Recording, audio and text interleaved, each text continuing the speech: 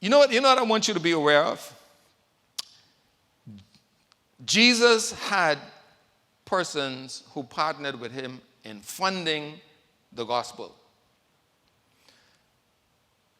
The Bible tells us that there were 3 or 4 people who helped to fund the gospel. So when you think about it, okay, Jesus has a group of at least 12, and they are traveling from city to city.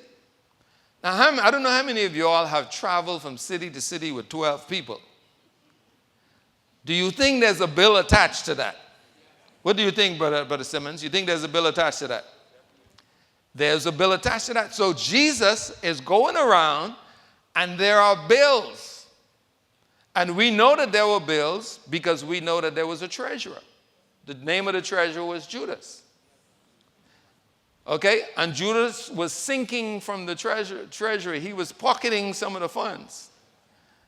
He was a crooked guy. So, but as I studied historically the persons in the Bible, I began to realize that who funded the gospel? The primary funders of the gospel. It was Joseph of Arimathea, who was a wealthy man.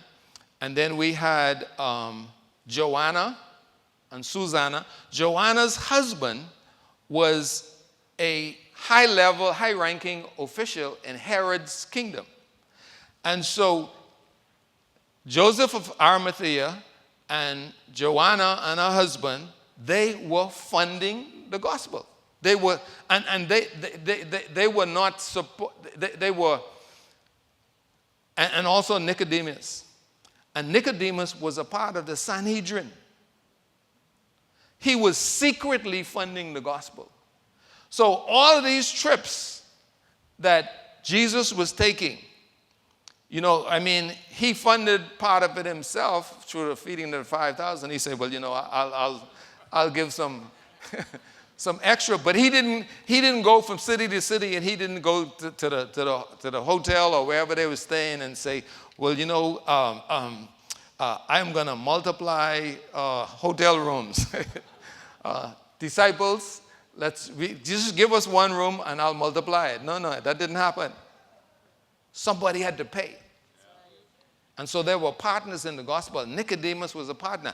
When Jesus had been crucified, Joseph of Arimathea paid for the burial plot.